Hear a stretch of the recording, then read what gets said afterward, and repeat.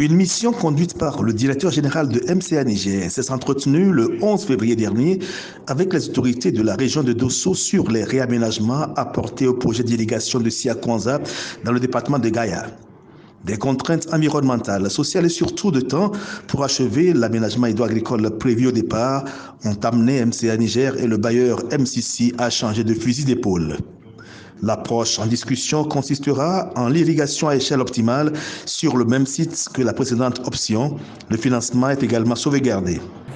Nous avons tenu une réunion au gouvernorat avec le gouverneur et le préfet de Gaya, le maire de Tanda et les cadres techniques régionaux. Et maintenant, nous avons rendu une visite de courtoisie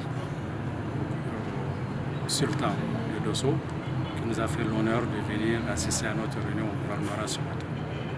Ce que je retiens de cette rencontre, c'est qu'il y a un engagement fort de tout le monde, de la part des autorités et de la part des cadres techniques, pour nous accompagner dans la reconfiguration technique du projet d'irrigation de Siakwanza.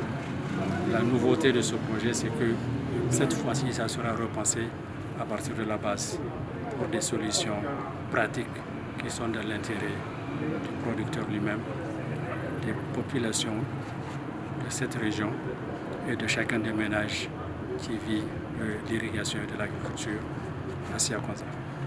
Voilà ce que je retiens.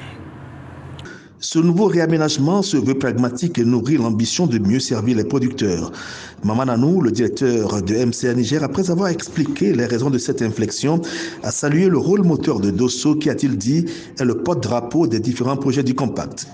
En effet, outre ce projet d'irrigation, le Compact a prévu dans cette région la réhabilitation du tronçon d'Osso-Bela sur la route nationale numéro 7, la RN35 et la route rurale Sambera-Guitodo. Le maire de Tanda, directement concerné par la réalisation de ce projet, a suggéré la construction de digues pour protéger les récoltes des effets pervers des inondations.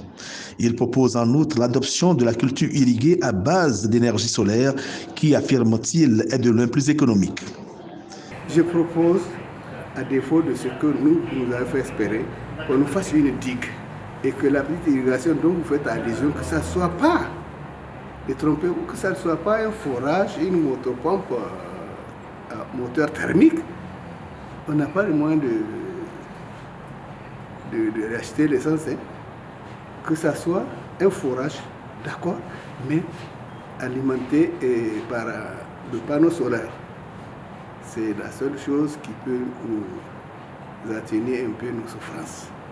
Les directeurs départementaux des structures étatiques ont pris part à cette rencontre, rehaussée par la présence du sultan de Dosso. Cette rencontre sera suivie dans les tout prochains jours d'un atelier technique pour affiner les contours de ce projet d'irrigation.